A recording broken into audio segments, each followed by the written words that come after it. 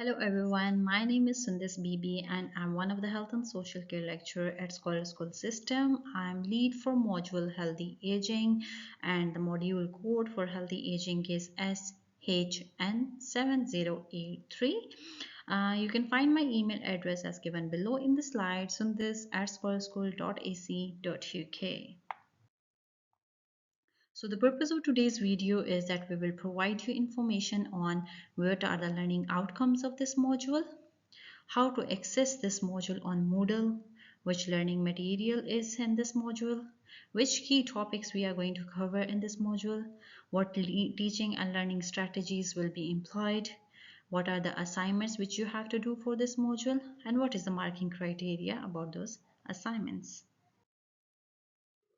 Before moving forward, I would just want to let you guys know that the healthy aging is for course Masters in Health and Wellbeing and it will be taught in semester 2 of level 7. So moving forward, I just want to let you know that how to access this module on Moodle. First of all, you all have to log into your Moodle using your credentials, your email IDs and passwords. Then you have to click the option Departments from the top and then click MSc Health and Wellbeing. Then click Level 7 and scroll down to find out the module Healthy Aging with code 7083. Once you can find the Healthy Aging module, you can scroll down to see all your week-wise lectures are there with pre-session and post-session activities. On the top, you can find your module handbook, your assignment briefs, each and everything in detail. So you can go through all of your lectures through the Moodle for this specific module. Now the first thing is to introduce you guys to this module. What is actually a healthy aging? Healthy aging is about all keeping the older people well and active. As all of you know that UK's population and the rich countries age quickly, and this not only affects their job, housing and also as well as pensions. This module will examine how society view aging and what are the policies and the practices related to this aging, both at the national level and the international level. We will also look into the biological and psychological aspects of the aging and evaluating the ways to help people age successfully. Basically, the goal of this module is to develop effective policies and practices so that we can successfully address the challenges the aging population is facing. So there are 4 learning outcomes of this module.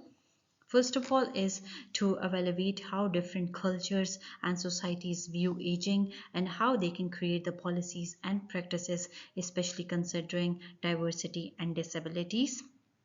Then the second learning outcome is to demonstrate an understanding of biology of aging with particular reference to cardiovascular, brain and mobility impairments. It means we will understand how aging affects body, especially heart, brain and movement related impairments. Then we will critically examine, that is the third learning outcome, in which we are going to examine the factors critically that affect successful aging, like what is the role of personality, what are responsibilities, action, layer activities, exercise, nutrition, relationship, and all those. Then at the end, the last learning outcome is about analyzing the research interventions and which promote the healthy aging for healthy population and for those with age-related disorder. It means we will do a research on the programs and the methods which support the healthy aging, both for generally healthy older adults and those with age-related issues. So your week-wise learning, you might have a question that how is your week-wise learning going to be conducted? Your lectures will be delivered to you guys on the weekly basis. So in week 1 you will be given an introduction week in which you will be introduced to the module. In week 2 there will be a module in orientation, and along with that there will be a detailed discussion about aging, ageism, and what's the debates around this specific topic. And in week 3 we are going to discuss the topic number 2, that is policy, legislation and aging with respect to work, retirement, pension and fundings. In week 4, you're going to discuss about topic 3, that is policy, legislation, and aging discussion with respect to healthcare, housing, and the future. In week 5, you will discuss the different biological and psychological approaches to the aging, and in week 6, different sociological approaches will be taught to you guys related to aging, what are the holistic models of aging, and module summary and review. And the week forwards will focus on your assignments. Then you might have a question how learning is going to take place. So this learning will be a blended teaching approach in which we will use the different teaching and learning strategies that will be comprised of different tutorials, webinars, one-to-one support sessions, pre-session and post-session activities which are given on the Moodle as well after every lecture, independent study, and the lectures. Now you have different assignments for this module. So I'm going to get into the detail of this. So for this specific module, you are required to do the 4 tasks. Your first 2 tasks, task number 1 and task number 2, are the part of your portfolio number 1. It means that you have 2 assignments for this specific module that are named as portfolio number 1 and portfolio number 2. In portfolio number 1, you have to do task number 1 and task number 2, and for portfolio number 2, you have to do task number 3 and task number 4. So in task number 1, you are required to write basically an essay that will critically examine the factors affecting the increase in state pension across the developing countries. You should explore and analyze the different factors such as increased expectancy, life expectancy, demographic changes within a growing proportion of elderly individuals, and different economic pressures on the pension system. Then you can discuss how these factors are necessary in policy changing to ensure the sustainability of the pension schemes. You can provide the different examples from developing countries to illustrate these points, such as UK extending the state pension age in response to their longevity and demographic pressures, and similar trends are observed in the different countries like Germany and Japan as well. So you can relate by giving the different examples, and basically your essay should critically evaluate the effectiveness and implication of these policy decisions. So that's all you have to do in your task number 1, in which you're going to write down an essay that will critically examine the different factors increasing the state pension ages across the different countries by giving the example either of UK or any other country. In task number 2, you are required to create a poster which you are going to present in the class. So what this poster will contain? In this poster, you are going to conduct first of all an interview with any older person, and in this poster you will highlight the attitudes and concepts of aging. As discussed in your interview, you will ask the person about what they think and how society is giving their attitude, what is the concept of society or attitude of society towards them. Then you can highlight you can critically examine how these attitudes and concepts have shaped the individual experiences of aging. For example, if the interviewee is telling you that society views aging negatively and this has impacted their self-esteem or their social interaction, so in your poster you should explore these things in detail. Along with that, you can mention the quotes in from the interview in your poster, and then you can relate the relevant theoretical perspectives, which is very important, and you can add the visuals as well in the form of the graphs and the images to support your analysis. Basically, this task aims to provide a comprehensive view of how society attitude towards what is basically the attitude of society towards aging that influence their personal experiences.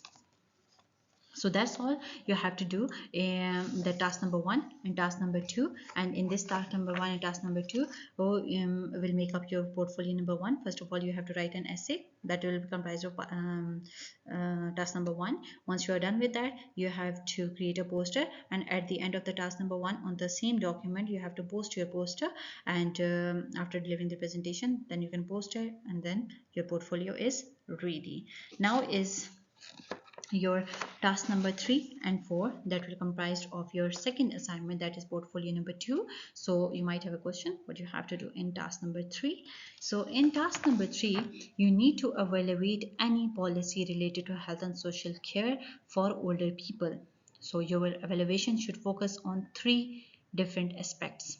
One is attitude to aging, in which you are going to examine what policy it is suggesting about society view on aging. For example, does it see the older people as a valuable member of the society or as a burden? So in the second, the key focus should be on promotion of successful aging. Look at how that specific policy supports the positive aging. For instance, does it encourage the activities that keep the older people healthy and engaged, like different community programs or health checkups?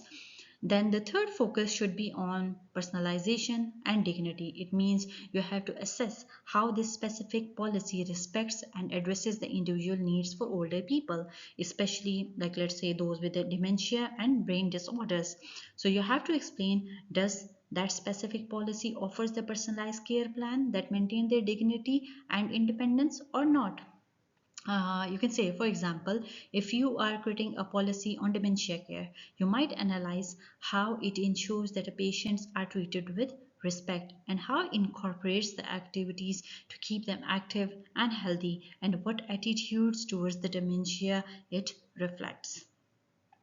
Your task is to provide basically a thorough critique of these elements within this specific chosen policy. So this is all you have to do, a critical evaluation of the policy related to health and social care setting for aging population. In task number 4, again you're required to create a proposal that will include a plan, that for a specific, you can say an intervention plan you have to create for aging population. First of all, you have to choose any health issue, like let's say physical fitness, mental health or nutrition. Then you have to design an intervention to address this issue. For example, you might propose a weekly exercise class for the senior people to improve their physical fitness. So along with your proposal, you need to develop an intervention plan to measure the success of your intervention. This could include surveys, health assessments, and feedback sessions to determine if the exercise class improves the patient's health or not. Your task is to clearly outline the intervention and how it evaluates its effectiveness. So once you are done with creation of your intervention plan, you have to evaluate it as well. You will give your objectives, goals and evaluation of your program in detail, along with the proper analysis of that plan in the proposal, and you have to present that proposal in the class. So again, task 3 and task 4 will make up your portfolio number 2, that is your assignment number 2. Once you are going to list your task number 3 in the Word document, at the end of this you are going to write down task, you can say let's task 2, and then you have to paste your intervention plan there, and you have to present it, and you'll be done with your assignment number 2. So as I already told you that your this module is having two portfolios as an assignment, portfolio number 1 and portfolio number 2. Portfolio number 1 is having 3000 words or equivalent. Portfolio number 2 as a whole comprised of 3000 words or equivalent. If we talk about passing percentage, so there is 50% passing marks for portfolio number 1 and 50 for portfolio number 2. Portfolio number 1 will be, its deadline will be in mid semester 2. Exact dates please check your assignment briefs. And for portfolio number and portfolio number 1 will be comprised of task 1 and task 2 as I discussed earlier. In portfolio number 2, again, the word count is 3000 or equivalents, passing percentage is again 50-50%, and you have to give the portfolio number 2 at the end of semester 2. Again, for the exact dates, you have to check your assignment briefs, and it will comprise of task number 3 and task number 4. If we look into the breakdown of these components, so as you can see, your portfolio number 1, that is comprising of task 1 and task 2. We are going to look into the different components. So for the task number one, in which you are going to write an essay that will critically examine the factors that increase the that basically affects the increase in state pension across the developing countries, what we are going to look into it. So we will see the structure of your assignment, how is the layout of your assignment, your grammar, your spelling, the organization, and the flow of your assignment. Is it easy to follow or not? Then we will look into the research, the different sources which you are going to list, and the different literature you are going to quote in your work. And then we will look into the understanding, either you got the understanding of the learning outcome or not. Then your analysis and critical review, which you are going to do about that specific factors. And at the end we are going to look into the presentation and academic conventions, the presentation of your work. In task number two, obviously, first of all, you have to present a journal interviewee introduction. You have to give to whom you interviewed, what was the age of that person, your name, from where you met that person. So you have to give a brief introduction of that specific person. So we are going to look into that. Then you have to do the analysis of the information in detail by giving all the information. Then you have to relate it with the different theories in your poster, and then after that we are going to look into the presentation of your poster and your academic conventions. So as a whole, there is no need to get confused. As you can see, there are different percentages and each is 100%, but we are going to look into the average of task number one and task number two, and obviously we will give you marks accordingly as it is one assignment. So if you look into the task number three and task number four, again task number three, in which you're going to critically evaluate a specific policy. So we will look into the evidence mean the sources which you're going to list in your portfolio, and the different sources, reliable resources from where you're going to get information. You can relate the different researchers according to the specific information as well. And then we are going to look into the content. The content will be comprised of 50%. This means that you have to reflect, your content should reflect on three things: attitude of the people towards the aging, integration of the factors to promote the successful aging, and accommodation of needs for the personalization and dignity, as I have discussed before.